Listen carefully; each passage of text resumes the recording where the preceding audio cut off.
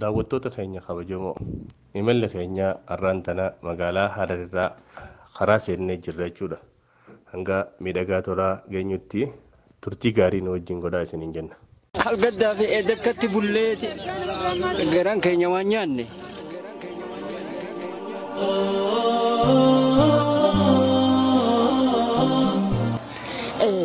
Akkatti kun rakkoo laala akka nama du'ee qabrii jiruutti har'a qabrii keessaan fuuta.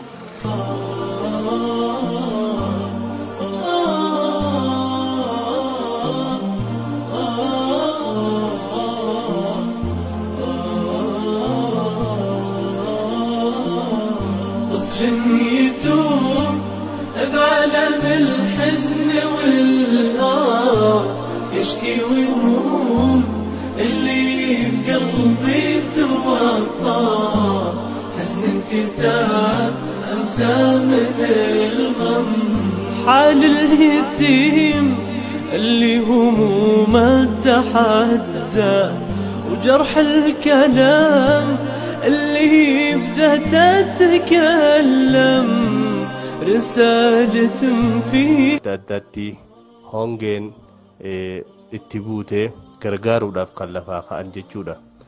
Sanirraa har'aan tana gargaarsi aanaa miidhagaa tolaa dhufe kun ruuzaa kuntaala 45 fi zayitii kaartoona 30 fi akkasuma timira kaartoona 50 hawaasa keenya kanaaf gumaachaa kan taasifne ta'uudha isin beeksisuu feena. Ruuzaa fi zayitii fi timirri har'aan tana asitti shamarran gaaddisa islaamaatiin deeggarsa taasifame kun gara maallaqatti karaa walakkaa miliyoonatti kan dhiyaatu jechuudha. Kan nama fidus rabbuma, kan namarraa fuudhullee rabbuma. Rabbiin rakkootan uummata keenyarraa haa fuudhu jechaadha. Ammoo namni qabeenya rabbiin itti kennee qabeenya harkaa qabu hawaasa kana dagachuu akka hin qabne waan qabuun hawaasa kana yaadachuu akka qaban dhaamsa dabarsinaaf. يا هداء الماني يا أبا الماني إلما يتمالى سبرا بلويني ونيتنداباني يكل ديماني فلدري خاليك ربي ملجتاني akkasuma warreen dhiiraatis warri dhaaba gaaddisa islaamaa jalatti argamtanii fi warreen biraatilleen kan quuqamni hawaasa keenyaa itti argamu hundinuu waan kana ija sirriitiin gallaaltanii hawaasa keenyaaf hadooddanii waan qabdan kannitanii kan qabne rabbi akka kadhattaniif dhaamsa isin. Yaa ummati yaarra akka nama du'ee qabrii keessaa baheetti har'a laaldhoo qalaan rakkoon gurguddoon nurra dhihaatteeti.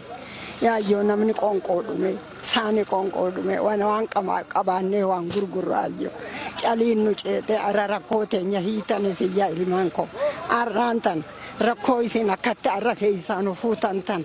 Yaa ilmaan koo rabbiin qaaliin ilaa rizqii gurguddoo guutuu ilaa waan aanaa miidhagaa tola'aati jedhan rakkoon irra dhihaatteeti kadeemu nama addunyaan dhumte eebuu fixa dhumanii qoonqoo dhumanii calii ceehanii lubbuu teenya nu dhaqabdan rabbiin tarra guddoo isin warri gargaarsaa kana har'aan tana nu yaadatee laal nu bira dhaabbate barakaa ramazaana rabbiiti.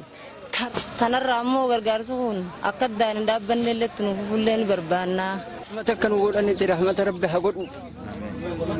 Rabbiin halgaddaa fi eedakkatti bulleeti garaan keenya waan nyaanne.